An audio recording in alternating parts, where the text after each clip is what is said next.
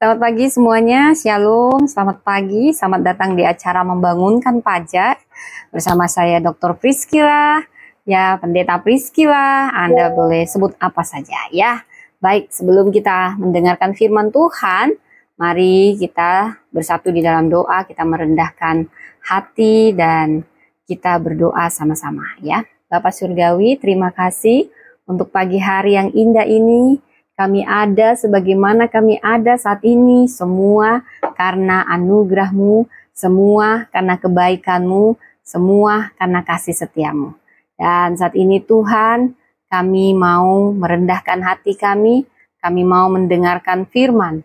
Berfirmanlah Tuhan saat ini, penuhi kami dengan hikmat yang daripada-Mu. Engkau yang menuntun hamba-Mu ini dalam berbicara, dan setiap perkataan hamba adalah perkataan yang daripada Tuhan. Nyatakanlah kuat kuasa-Mu Tuhan, dan kami sehati sepakat segala kuasa, segala penghalang, segala keakuhan manusia yang menghalangi pemberitaan firman Allah, kami patahkan, kami hancurkan kuasanya, agar firman Allah, setiap firman yang keluar tidak pernah kembali sia-sia membentuk kami. Kami bukan hanya pendengar, terutama kami adalah pelaku firman dan menjadi terang dan garam. Tutup bungkus segala perangkat yang kami gunakan, baik internet, baik jaringan atau apapun Tuhan. Dan kami percaya mujizat Tuhan pun bekerja sembari firman-Mu diberitakan, yang sakit disembuhkan, yang berbeban berat Kau beri kelegaan, yang penuh dengan keraguan dan pertanyaan Engkau memuaskan setiap hati. Karena Engkau Allah yang berdaulat, Allah yang dahsyat. Di dalam nama Tuhan Yesus kami mengucap syukur. Amin. Oke, selamat pagi semua yang baru bergabung. Ya, Beni Meren, Teh Cincin. Di sini juga selamat pagi yang sahabat-sahabat di TikTok ya. Tuhan memberkati. Saudara, sebelum saya mulai ya, saudara saya boleh dulu ya ngopi dulu saudara ya.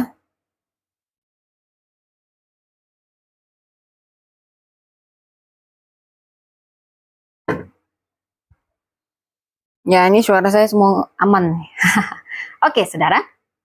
Sebentar lagi kita akan memperingati hari kelahiran Kristus. Ini saya bingung ya mau dari hadap mana gitu ya. Ya, ini aja lah. Oke, ini mungkin saya geser dulu ya saudara ya, biar mantap. Ini soalnya ada 3 kamera. Oke, yang di YouTube ya semuanya Tuhan berkati. Soalnya di sini ada 3 kamera, saya bingung mau kemana ini ya. Mau kemana gitu lihatnya, tapi nggak percaya. Saya percaya Tuhan yang akan bekerja dalam segala sesuatu dan membuat semuanya jadi lebih baik. Shalom yang di YouTube ya semuanya. Tuhan berkati ya. Oke. Itu tadi.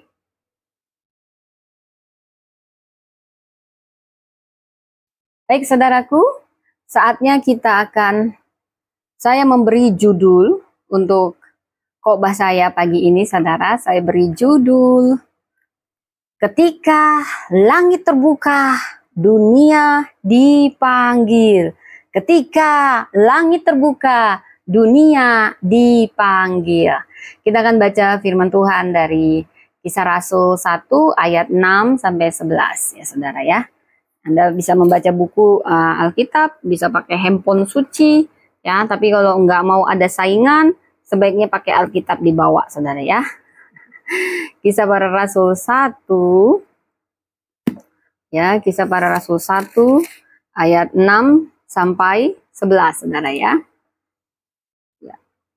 Yesus diangkat ke surga. Nah, ini topiknya Yesus diangkat ke surga saudara. Jadi saya akan baca-baca pelan-pelan mengupas ayat per ayat, karena bagi saya penting sekali untuk mengupas semua ayat per ayat ini satu persatu, apa inti maknanya saudara ya. Kita bisa ulang, baca, renungkan. Itu kunci firman Tuhan dan itu kunci kebahagiaan. Percayalah, itu kunci kebahagiaan ya. Baca, renungkan ya saudara. Baik, ayat 6, Kisah Rasul 1 ayat 6 sampai 11. Maka ya, lalu ketika berkumpul, mereka bertanya kepadanya, Tuhan, maukah Engkau pada masa ini memulihkan kerajaan bagi Israel. Jadi di sini para murid masih berpikir secara politis dan nasionalis. Dia berharap Yesus memulihkan kejayaan Israel secara harfiah, ya. Ini mencerminkan, saudara, ketidaktahuan para murid akan rencana Allah yang lebih luas. Mereka masih memikirkan Mesias sebagai raja duniawi, namun kerajaan Allah itu bersifat rohani dan global, dan bukan sekedar Israel secara politis. Kita masuk ayat 7. Jawabnya kepada mereka, kamu tidak perlu mengetahui masa dan waktu yang ditetapkan Bapa sendiri menurut kuasanya. Tetapi kamu akan menerima. Nah, ini kalau yang ayat 7, Yesus sedang menegaskan bahwa waktu pemulihan adalah hak prerogatif Allah Bapa. Hak prerogatif Allah Bapa, saudara ya. Yesus mengalihkan fokus murid dari rasa ingin tahu tentang waktu ke tanggung jawab dan panggilan mereka. Ini mengajarkan bahwa umat percaya seharusnya lebih fokus pada misi daripada spekulasi eskatologis. Ya, saudara. Kemudian ayat 8, tetapi kamu akan menerima kuasa bila mana Roh Kudus turun ke atas kamu, dan kamu akan menjadi saksi-saksiku di Yerusalem, di seluruh Yudea dan Samaria, dan sampai ke ujung bumi. Ya. Dari ayat 8, ini Yesus menjanjikan kuasa Roh Kudus agar murid-muridnya dapat menjadi saksi ke seluruh dunia. Ini adalah ayat kunci dari seluruh kitab para rasul, kisah para rasul. Kuncinya di sini. Yesus menjanjikan Roh Kudus. Roh Kudus kunci power dari semua kekristenan, saudara. Roh Kudus yang memberi kita kuasa, bukan untuk kenyamanan pribadi kita tentunya, tetapi untuk memperluas kerajaan Allah. Gak usah pusing, saudara. Aduh, aku mau ngomong apa, minta pada Roh Kudus. Karena kita ini duta besar kerajaan Allah. Dia tahu, dia tidak cari yang mampu saja, dia cari yang mau dan dia yang memampukan. Dan Roh Kudus adalah pribadi yang akan mengajari kita. Kita akan diberi kuasa ketika ketika Roh Kudus itu turun atas kita, dia memberi kita kuasa ya untuk memberitakan kerajaan Allah. Ini juga peta misi gereja. Yerusalem itu bisa digambarkan lokal. Yudea dan Samaria itu nasional. Dan ujung bumi itu global, saudara ya. Jadi ini peta misi gereja. Yerusalem mulai dari lokal, mulai dari rumah kita, sekitar kita, komunitas kita. Lalu Yudea, Samaria lebih luas lagi teritorialnya, inilah masuk ke nasional ya saudara. Ini dari ayat 8. Tetapi kamu akan menerima kuasa bila Roh Kudus, ini bisa jadi ayat hafalan kita saudara, yang menguatkan kita bahwa Roh Kudus akan memberi kita kuasa saat dia turun.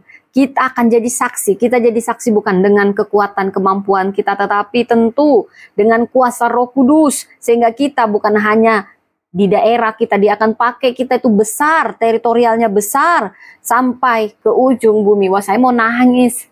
Saya mau nangis mendengar ini. Kuasa Roh Kudus begitu tidak terbatas, unlimited, dan semua orang percaya diberi kuasa untuk itu, saudara. Pertanyaannya, saudara mau atau tidak, saudara? Ya, saya sebentar-sebentar kok nangis ya, saudara ya. Ya, karena Roh Kudus sedang bekerja.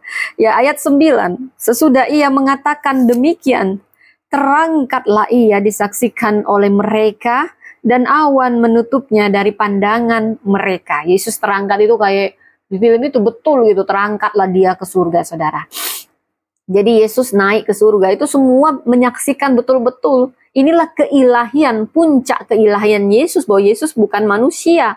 Dia Tuhan yang jadi manusia, bukan manusia yang dituhan-tuhankan. Salah besar, kawan. Sering sekali saya di TikTok, ya, tapi saya tahu itu kerinduan hati yang haus kebenaran. Saya selalu berdoa buat saudara-saudara kaum Kedar terutama yang belum menerima Kristus sebagai juru selamat. Mereka hanya menganggap sebagai utusan atau nabi, padahal dia adalah Tuhan Dan kenapa dia harus jadi manusia? Memang dia menumbalkan dirinya, menjadi relawan, menjadi sukarelawan untuk menebus dosa kita. Itu tujuan dia ke dunia. Kalau mau disembah-sembah saja, gak usah dia turun ke dunia, tetap aja di surga. Ya kan saudara? Puncak kuasa keilahiannya yang terlihat selalu. Mulai dari kelahiran, mulai dari kematian, kebangkitan, dan kenaikan. Wow. Aduh, kasihan banget kalau masih menganggap Yesus itu utusan. Ya, itulah iblis yang nggak mau tahu bahwasanya Yesus adalah Tuhan, saudara. Tapi iblis aja tahu, makanya dia gentar. Makanya ngusir setan dalam nama Yesus, setannya keluar. Karena setan aja tahu Yesus itu Tuhan. Makanya kita harus mengasihi mereka yang belum menerima Yesus secara pribadi sebagai juru selamatnya. Kalau mereka bertanya, sabarlah saudara, kasihilah mereka, berdoalah untuk mereka. Biar Roh Kudus yang menginsafkan. Kalau mereka terpilih, ya mereka akan selamat. Kita hanya bisa selamat di dalam Yesus, ya. Oke saudara, saya baca ayat yang ke-10 saudara. Ketika mereka sedang menatap ke langit, waktu ia naik itu tiba-tiba berdirilah 2 orang yang berpakaian putih di dekat mereka. Wow, ini kisah yang menakjubkan. 2 orang. Waktu Yesus naik, saya bisa bayangkan Yesus naik ke surga, langit terbuka. Mereka mendengar pesan dan ada malaikat. Wow, saudara, itu hal yang sangat menakjubkan. Ini momen yang membuat saya mau menangis, saudara. Betapa besarnya kemuliaan Tuhan yang diperlihatkan di sini ya. Makanya saya buat langit terbuka, dunia dipanggil, saudara. Sukacita yang besar tentu melingkupi semua orang percaya yang melihat, saudara. Waktu melihat mereka ke langit, mereka terpesona. Mereka orang-orang biasa, nelayan yang pernah membuat kesalahan. Dan ketika Roh Kudus turun, mereka dipakai sangat powerful. Kita dipakai karena anugerah, saudara. Percaya anugerah Tuhan yang begitu besar. Jadi murid-murid terpesona. Saya saja membaca walau tidak menyaksikan, saya terpesona untuk membayangkannya, saudara. Dan mungkin mereka bingung. Maka Allah mengirim 2 malaikat untuk menjelaskan, saudara. Ini sukacita yang besar. Kehadiran malaikat ini menegaskan pentingnya momen ini.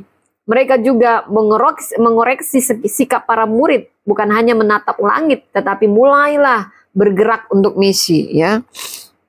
Ini saudara, dan ayat 11. Dan berkata kepada mereka, hai orang-orang Galilea, mengapakah kamu berdiri melihat ke langit?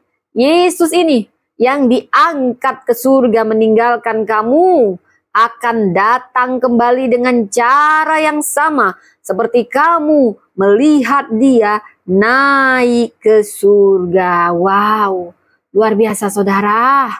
Ya, jadi Yesus akan datang kembali. Nah, dia bangkit, baru dia naik dan hidup selamanya. Yesus bangkit, dia bangkit, dia naik, dia bukan hanya mati tapi dia bangkit. Dan dia bukan hanya bangkit, keilahiannya nyata dari kenaikannya ke surga, karena memang asalnya dari surga, tempat kemuliaannya di surga. Dia yang turun ke dunia ini, Tuhan jadi manusia, bukan manusia dituhan-tuhankan. Dia memang datang untuk menumbalkan dirinya, untuk sukarelawan menjadi penebus dosa. Wow, imam besar yang merasakan yang kita rasakan. Dia bukan hanya bertata di surga, hei manusia, manusia, sembah saya. Tapi dia menjadi manusia untuk memberi kita teladan, saudara. Dia merasakan semua kepahitan, bahkan yang paling rendah, Yesus sudah ambil. Supaya kita yang hina jadi mulia, saudara. Dia sudah beri teladan, tidak ada Tuhan yang maha kuasa selain Tuhan Yesus yang bisa merasakan yang kita rasakan. Dia ada di titik terendah. Setiap kita yang punya titik terendah, dia memberi teladan sebagai Tuhan. Apa yang harus kita lakukan? Saudara, ini luar biasa. Ini Yesus akan datang kembali dan cara kedatangannya akan sama seperti kenaikannya secara nyata dan terlihat. Waktu Yesus naik ke surga, seluruh dunia bisa lihat kalau ada satelit yang mungkin memantau di Galilea, itu terlihat langit terbuka, murid-murid semua tercengang-nganga, sampai ada malaikat, mereka terpesona, ini surga. Dan Tuhan Yesus akan datang dengan cara yang sama. Wah, saya mau nangis, saudara. Kita menanti kedatangan Tuhan Yesus yang kedua kali. Dia akan turun dan menghakimi, dia akan datang sebagai hakim. Kalau awalnya dia datang sebagai Tuhan yang jadi manusia dan menumbalkan dirinya untuk menyelamatkan dia. Dia berkata, aku datang untuk melayani, bukan dilayani. Dia pemimpin yang luar biasa, memberi teladan buat kita, saudara. Dunia pasti tidak bisa terima. Tapi ini pengajaran yang paling mulia, saudara. Karena memang dia Tuhan yang maha kuasa, maha mulia. Saudara, ini adalah janji akan kedatangan Kristus yang kedua kali. Ini memberikan pengharapan dan motivasi bagi kita semua murid untuk segera melaksanakan misi kita, misi yang Tuhan beri. Saudara, mari kita fokus bukan pada penantian yang pasif, tapi sebaliknya pada pelayanan yang aktif sampai Ia datang kembali, saudara. Jadi kenaikan Kristus adalah momen klimaks pelayanannya yang menegaskan bahwa penobatannya sebagai Raja dunia surgawi, saudara. Dan disinilah kalau Yesus naik, itu artinya pengutusan Roh Kudus.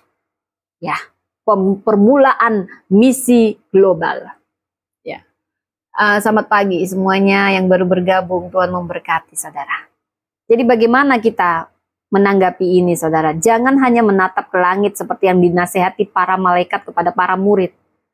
Gereja dipanggil untuk bersaksi, jadi saksi, saksi Kristus. Roh Kudus yang akan memberi kita keberanian. Minta Roh Kudus, Dia yang akan memberi kita kuasa. Saat itu dicurahkan, bukan untuk disimpan, tapi untuk diberdayakan. Fokuslah bukan pada spekulasi kedatangan Tuhan, tetapi pada kesetiaan dalam misi. Saudara, saya mau cerita dulu latar belakang dari Kisah Rasul 1 ayat 6 sampai 11 ini yang judulnya Yesus, kenaikan Yesus ke surga. Jadi ini kejadiannya sekitar 40 hari setelah kebangkitan Yesus. Jadi nanti turunnya Roh Kudus 10 hari kemudian, hari yang ke-50. Jadi hitungannya dari kebangkitan Yesus. Jadi Yesus naik ke surga itu 40 hari setelah dia bangkit. Wow, luar biasa.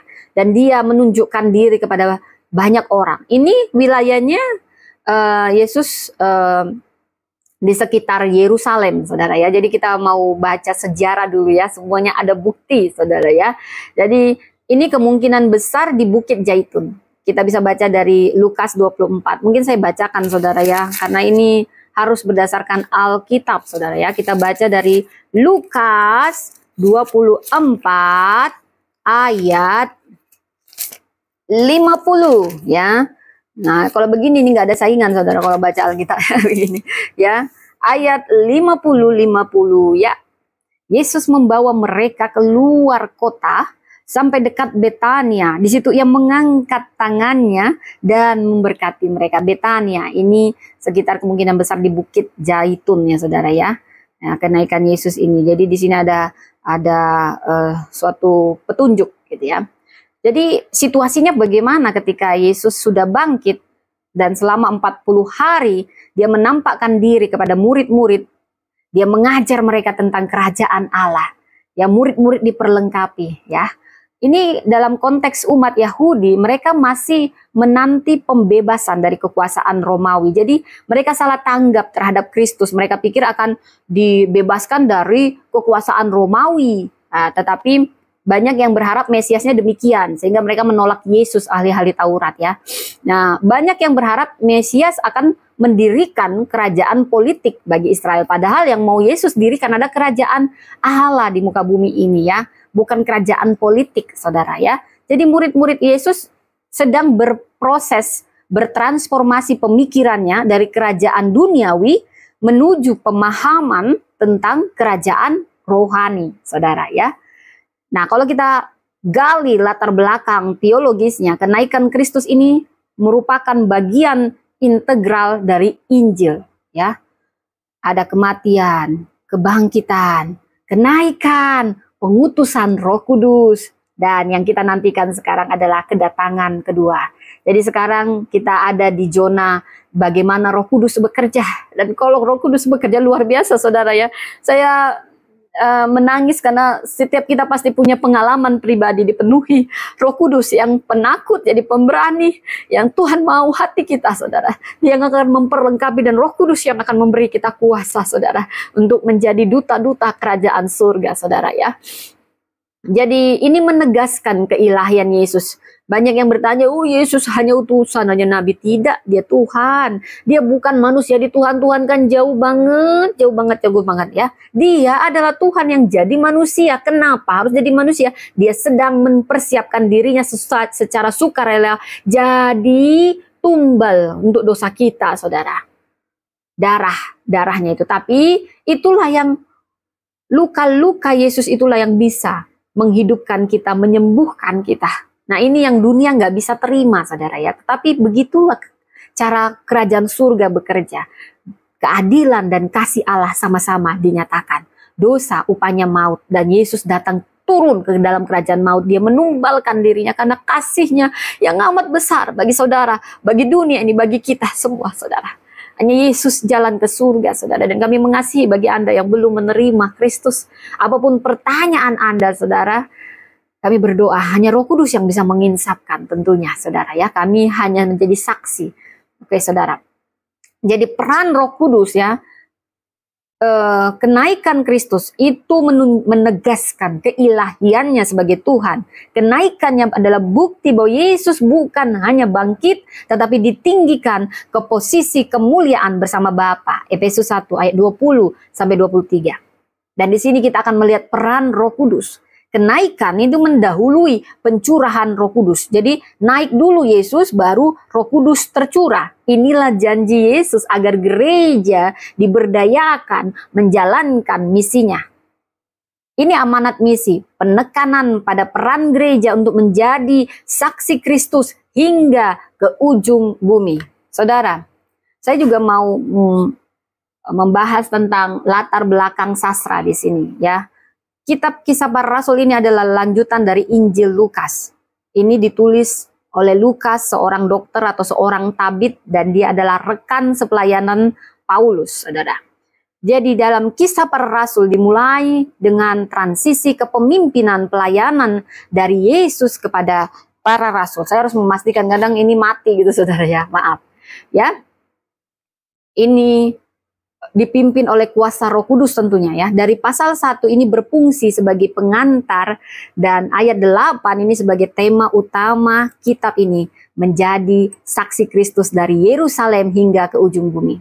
Bila kita melihat dari kitab ini, ada latar belakang sosial budaya yang perlu saya paparkan juga. Di sini pada saat itu masih terjadi dominasi Romawi, di mana bangsa Israel sedang dijajah, hidup dalam tekanan politik dan harapan mesianis yang sangat tinggi. Jadi yang mereka pikirkan itu perkara duniawi, bebas dari penjajahan, Ada Didi Bin, ya Kristen yang benar ya. Terima kasih Didi Bin, Tuhan Yesus mengasihimu.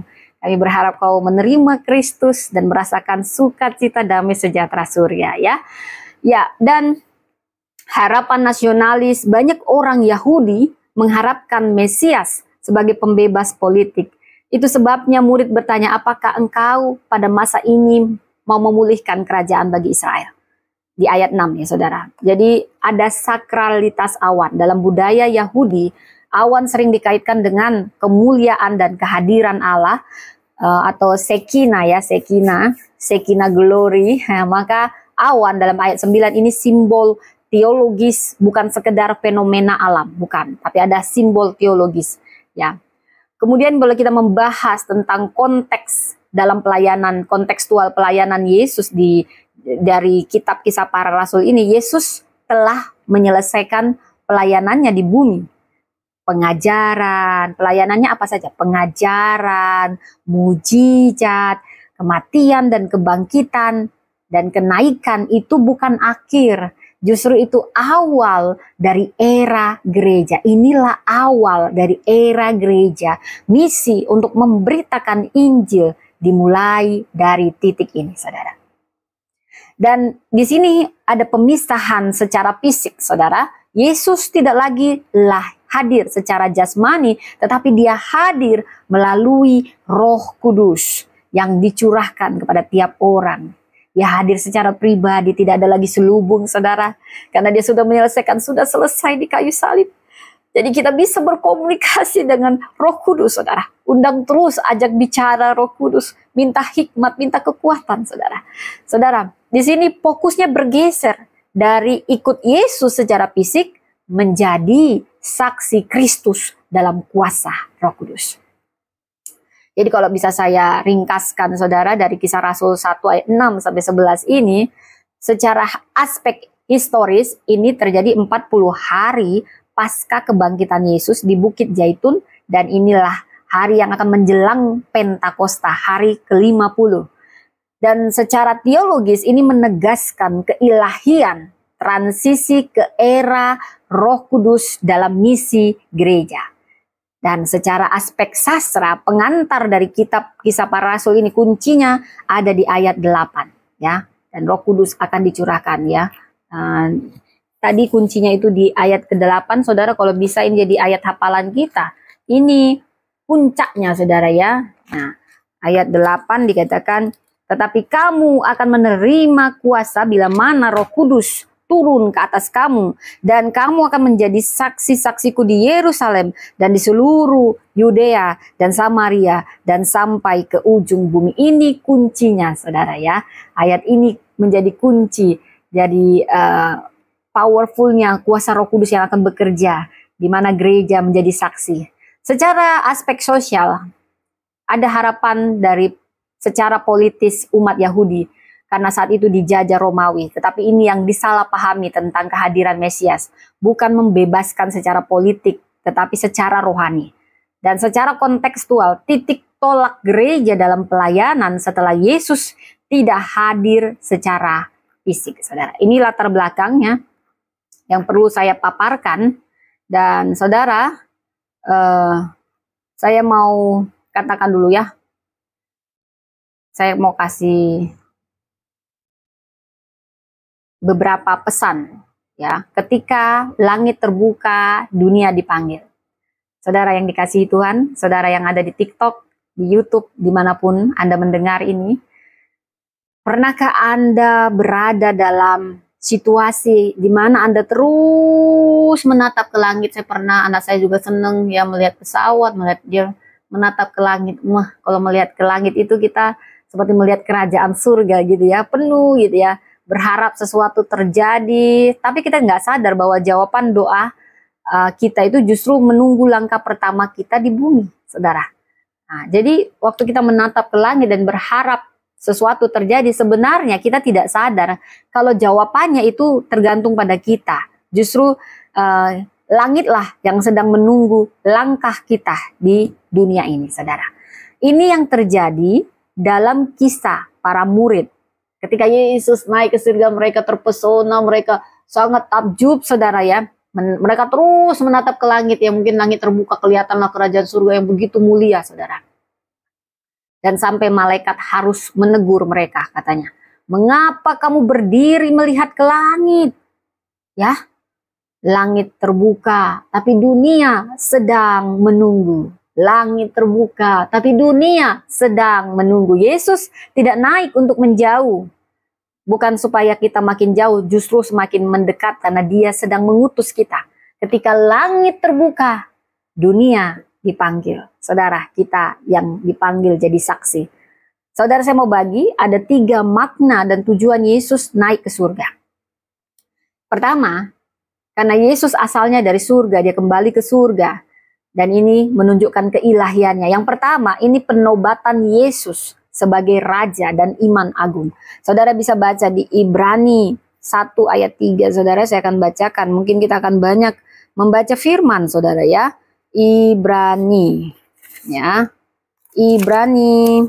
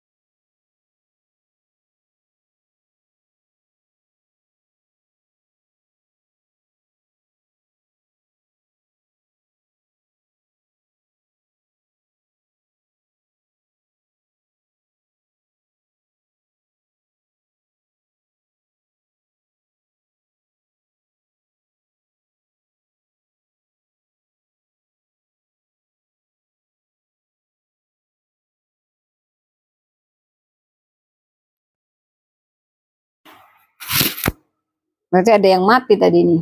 Wow. Untung saya lihat-lihat ini saudara ya. Kalau ada yang mati. Ya. Jadi Roh Kudus diberikan ya, diberikan untuk memberdayakan kita menjadi saksinya. Tetapi kamu akan menerima kuasa kalau Roh Kudus turun ke atas kamu. Jadi kenaikan Kristus ini mempersiapkan ruang bagi turunnya Roh Kudus. Tanpa Roh Kudus, para murid akan tetap takut. Tetapi setelah Roh Kudus turun, bahkan seorang pengejut yang bernama Petrus ya, dan para murid yang lain yang pernah lari ketika Yesus disalibkan, wah dia bisa berkhotbah. Dan saat Roh Kudus memenuhi,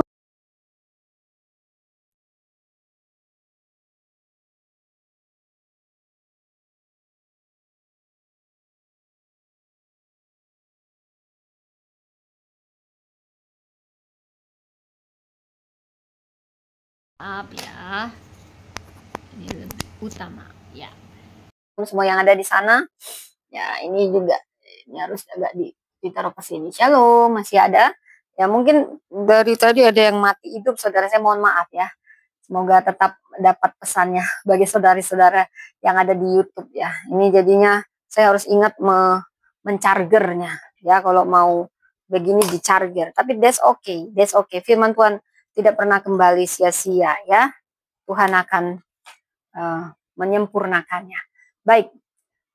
Jadi saya mau kasih kata, kenaikan Kristus mempersiapkan ruang bagi turunnya Roh Kudus. Karena tanpa Roh Kudus, para murid akan tetap takut. Tetapi setelah Roh Kudus turun, siapapun kita akan diberdayakan berani. Kuasa dari surga turun agar kita berani melangkah ke bumi. Jadi saudara, jangan hanya minta kuasa Roh Kudus untuk menghibur kita, penghiburan pribadi, tapi minta untuk keberanian kita bersaksi. Roh Kudus, aku minta dalam nama Yesus, beri aku hikmat dalam bersaksi, beri aku hikmat dan keberanian untuk menjadi saksimu. Saudara mintalah, maka akan diberikan kepadamu. Carilah, maka kau akan mendapat. Dan yang ketiga, apa dari pesan utama dari Kisah Rasul 1 ayat 6 sampai 11 ini? Yang pertama tadi bahwasanya kenaikan Kristus menegaskan kuasa ilahinya karena dia memang Tuhan. Yang kedua, agar Roh Kudus diberikan untuk memberdayakan kita jadi saksinya. Yang ketiga, inilah awal harapan kita akan kedatangannya, memanggil kita hidup dalam misi, bukan fasilitas. Dalam misi, ya, mengapa kamu berdiri melihat ke langit? Yesus ini akan datang kembali. Saudara, kita terlalu sering menunggu Tuhan melakukan sesuatu, padahal justru Tuhan yang sedang menunggu kita bergerak, saudara. Jangan tunggu dulu perfect begini. Kalau Tuhan suruh bergerak, walaupun timingnya menurut logika kita tidak tepat, lakukan, taat mendahului mujizat, saudara. Jadi ia akan datang kembali, saudara, ya. Kedatangannya kedua kali adalah suatu kepastian. Tapi sampai saat itu kita punya tugas. Yesus akan datang kembali. Tapi saat ini kitalah yang diutus pergi. Jangan jadi orang Kristen yang hanya menatap langit, terpesona dengan khotbah-khotbah, tapi tidak menginjakkan kaki kita di dunia. Artinya mulai ambil bagian ini, amanat agung buat kita semua, bukan hanya buat pendeta, saudara. Buat semua, Injil harus disampaikan. Jadi bagaimana kita menanggapinya? Lepaskan fokus kita dari kapan dan mulailah kita hidup untuk siapa. By the way, saya bangunkan anak saya dulu. Paul, ayo bangun, nak. Bangun, mandi. Selamat pagi. Ini anak saya, mungkin dia akan jadi pendeta besar, saudara ya. Dia selalu setia tidur di sebelah saya saat saya melayani. Ayo, kita sapa-sapa dulu ya. Ya, saya apa adanya saja, saudara, karena anak-anak adalah misi pertama. Selamat pagi, udah berdoa. Tuhan, terima kasih untuk pagi ini. Paul sudah bangun, memulai hari ini. Lindungi, jagai, bungkus dengan darah Kristus. Dalam nama Tuhan Yesus. Amin. Mandi ya. Mama mau masih lanjut khotbah bentar lagi ya. Nanti kamu jadi pengkhotbah menggantikan nama ya. Oke? Anakku yang ganteng. Mandi ya. Oke, anak mandiri, mandi ya. Tuh, udah jam 7 tuh. Ayo. Saya sebentar lagi mau antara anak-anak sekolah. Pelayanan pertama, my first ministry. It's okay lah ya, saudara ya. Jadi lepaskan apa yang perlu kita lakukan, saudara. Ya, pertama, kita harus melepaskan fokus kita dari kapan, dan mulailah saat ini kita hidup untuk siapa, saudara ya. Mungkin murid bertanya, kapan engkau memulihkan kerajaan? Tapi Yesus menjawab, dengan misi, bukan jadwal. Fokus pada panggilan, bukan kalender ilahi. Fokus pada panggilan, kita semua dipanggil, saudara. Kita punya panggilan kita untuk menggenapi destiny yang Allah rancangkan sejak kita dikandung dalam kandungan ibu kita. Yang kedua, jadilah saksi dimanapun. Gak harus kau pergi, aku nanti bikin naik pesawat ke sana lah, ke sini lah. Wah, jadi saksi aja. Aduh, aku takut. Ya udah, mulai dari media sosial. Ya, kalau kau nggak tahu mau ngomong apa, bagikan aja firman.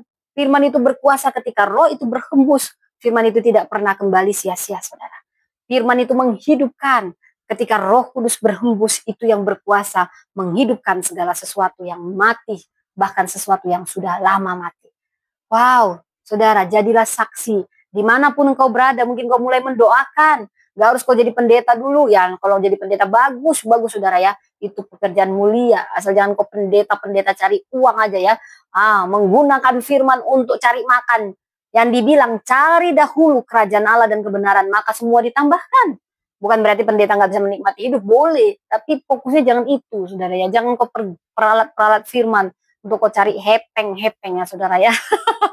Ini harus aku sebagai pendeta juga gerem gitu ya. Banyak yang jadi batu sandungan, saudara ya. Jangan peralat firman dan posisi Anda sebagai pendeta untuk mencari uang, saudara. Berdoa, Roh Kudus yang akan gerakan, tulus, murni, motivasinya murni. Jangan pernah kehilangan ketulusan, kemurnian. Ketulusan dan kemurnian kiranya mengawal aku. Tuhan tidak akan pernah membuat hambanya dipermalukan. Tuhan tidak akan pernah tidak mencukupi hambanya. Tapi jangan pergunakan firman untuk kau cari uang. Apalagi kau makan uang gereja, bertobat kau pendeta-pendeta yang demikian. Ya. Saya harus ingatkan ini. Saya sudah banyak yang begini. Malu saya sebagai pendeta seperti ini. Bukan berarti ya, pendeta boleh bersolek, boleh tampil cantik, boleh. Tapi jangan itu fokus kita. Ya, karena memang kita harus jaga yang luar Tuhan. Bahkan selai rambut kita dia perhatikan, saudara. Tapi jangan jadi kita tidak punya lagi kemurnian. Tidak punya lagi ketulusan, saudara. Kita bisa memulainya dengan jadi saksi di rumah, di kantor, di komunitas, di media sosial. Kita bisa menjadi suara kasih dan kebenaran Kristus. Yang ketiga, mari kita hidupi iman yang bergerak. Iman yang bergerak, bukan hanya menatap. Wow, Yesus naik ke surga. Sampai malaikat, hey. Udahnya ditutup, udah. Jangan lihat ke langit sekarang, bergerak. Misi. Beritakan Injil. Baik dan tidak baik waktunya. Beritakan Injil. Kau ditolak. Kau mungkin, wah kalau saya sudah banyak dapat umpatan, saudara. Tak bisa ingat Yesus. Saya memandang kepada salib Yesus. Salibnya. Tuhan tidak pernah mempermalukan hamba-hambanya yang mengandalkan dia. Tuhan tidak pernah mempermalukan dan selalu melengkapi mereka yang tulus, yang murni untuk kerajaan Allah. Saudara, jadi kita bisa melihat seperti saya ingat, saya suka melihat roket yang lepas landas. Ini bukan berarti dia kendalinya selesai. Justru pusat kendalinya jadi sibuk ketika roket itu lepas landas. Kristus naik, ini bukan pusat kendalinya, tapi gereja. Ini artinya gereja yang harus aktif. Saya juga pernah lihat obor estafet olimpiade, saudara. Yesus ini bisa seperti perumpamaan Yesus sedang menyerahkan obor misi itu kepada kita semua, para muridnya. Api Roh Kudus menyala, bukan untuk disimpan, tetapi diteruskan, saudara. Saya juga ingat kisah Musa dan Yosua. Musa tidak masuk tanah perjanjian. Yosua dipanggil meneruskan. Yesus naik, bukan karena pelayanannya selesai, tapi karena kita. Karena pelayannya dilanjutkan oleh kita, gereja-gerejanya. Saudara-saudara yang terkasih dalam Kristus. Hari ini kita memperingati ya, mungkin sebentar lagi hari Kamis ini, kita memperingati kenaikan Kristus. Di mana langit terbuka, dan dunia dipanggil, gereja dipanggil. Bukan agar kita menatapnya terus, tetapi supaya kita tahu dunia sedang menunggu kita menjawab panggilan, menjalankan misi. Kenapa kita hanya menatap ke langit, ingin mengagumi, hanya menjadi pendengar, tidak pelaku? Sudahkah kita hidup sebagai saksi Kristus? Sudahkah kuasa Roh Kudus memampukan kita menjadi terang? Minta kuasa Roh Kudus bekerja atas kita, minta hikmat memberitakan Injil, minta kekuatan, keberanian, minta. Karena Dia sudah menjanjikan itu, kita diberi kuasa untuk itu sebagai saksi-saksinya di dunia ini. Mari kita berdoa agar hati kita hanya tertuju kepada Kristus, pada kerajaan Allah, dan tangan kita bergerak keluar. Mari kita menjadi gereja yang bangkit, karena kita tahu Yesus naik dan kita gerejanya dipanggil, saudara. Demikian firman Tuhan, saudara. Jadi kenaikan Kristus adalah puncak bukti keilahiannya sebagai Tuhan. Sebab kematian tanpa kebangkitan hanya akhir tragis. Kebangkitan tanpa kenaikan justru tidak menyatakan kemuliaan, tetapi Kristus mati, bangkit, dan naik. Ini menyempurnakan karya ilahi yang mengubahkan dunia, saudara. Ini saya harus pastikan juga, ini masih ya, saudara ya. Tanpa kenaikan, kebangkitan tidak lengkap. Tanpa kebangkitan, kematian tidak bermakna. Tetapi Yesus telah menyempurnakannya. Dia mati, dia sukarelawan jadi tumbal menebus dosa kita. Dan dia bangkit, menunjukkan kemenangannya atas maut. Dan dia naik karena dia Tuhan yang hidup dan berkuasa. Karena jika Yesus hanya mati, artinya dia hanya martir. Tetapi dia bangkit karena dia Tuhan yang ajaib. Dan kalau dia naik, itulah keilahiannya yang sempurna. Salibnya menyelamatkan, kubur kosong membuktikan, dan langit terbuka memuliakannya sebagai Tuhan. Demikian firman Tuhan hari ini. Saya tutup satu pantun, saudara ya, supaya ya tadi agak-agak melo gitu ya, saudara. Nggak tahu, saya nangis aja gitu, saudara ya. Mungkin Roh Kudus sedang bekerja. Saya berdoa bagi semua di sini. Saya berdoa bagi Anda yang belum menerima. Ya, ada Ahik 9227, Tuhan Yesus mengasihimu. Ahik. Ada Bunda Adis, Tuhan mengasihimu. Bunda Adis, apapun perkataanmu, kami mengasihimu. Ya, ada El yang menyamar. Ya, yang mau dibilang dongeng, ini kebenaran yang akan memerdekakanmu. Kami berharap kau menerima Kristus sebagai juru selamat, karena hanya itu jalan ke surga, jalan yang terbaik yang akan memberi sukacita, damai sejahtera. Baik, saudara, saya tutup dengan pantun. Langit terbuka, dunia dipanggil, Yesus naik, gereja diberi kuasa.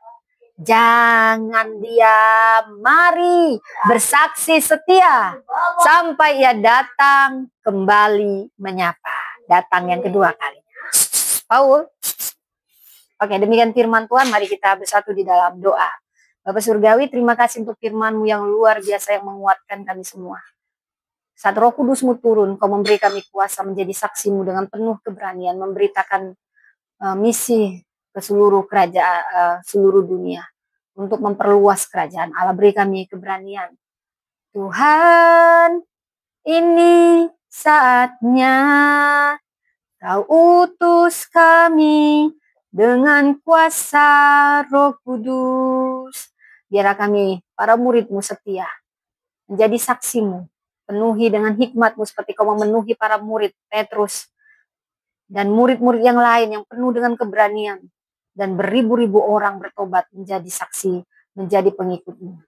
Terima kasih Tuhan untuk firman ini menguatkan kami. Kami yang akan memperingati kenaikan-Mu. Seperti keilahian-Mu yang nyata. Terima kasih untuk semuanya. Di dalam nama Yesus kami mengucap syukur. Saudara, bagi saudara yang Paul, jangan di situ. Paul, jangan, maaf. Paul, jangan. Oh, maaf saudara ya. Jangan ya nak. Oke, mohon maaf anak saya. Jangan telanjang di ini anak ya, anak baik ya. Baik saudara, bagi saudara yang sakit ya, saya mau saudara, iman saudara yang akan menyembuhkan dalam Kristus. Percayakan saudara bahwa Kristus, kuasa darahnya, oleh bilur-bilurnya kita sudah jadi sembuh. Bagi saudara yang sakit, sama seperti wanita pendarahan, asalku jamah jubah-jubahnya, aku pasti sembuh. Aku berdoa bagi setiap orang yang sakit.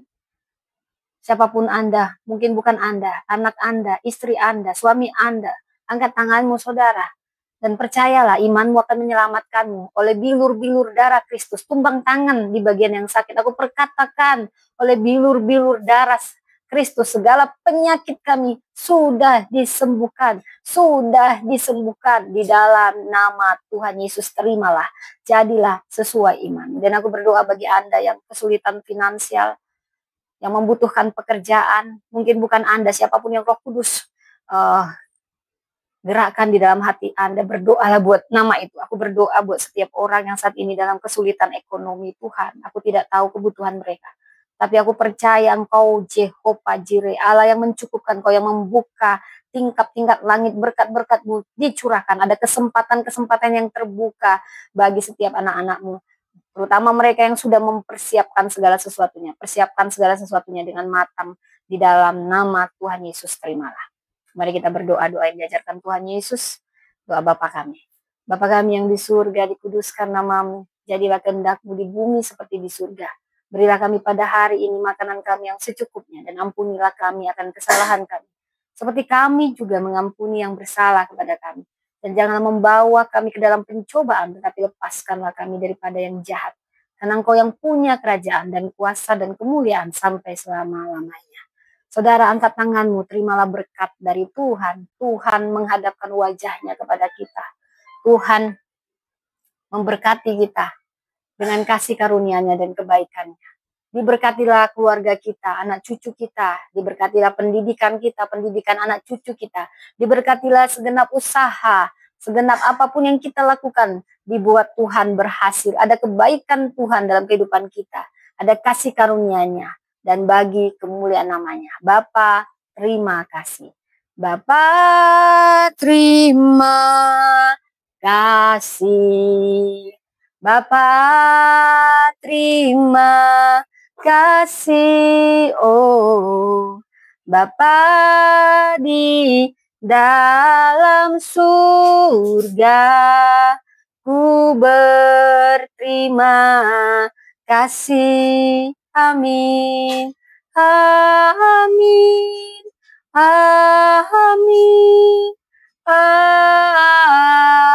Amin. Amin. Amin. Amin. Terima kasih bagi Anda yang masih stay tune. Yang di YouTube, kita jumpa lagi hari Kamis nanti, mungkin pagi ya saudara ya.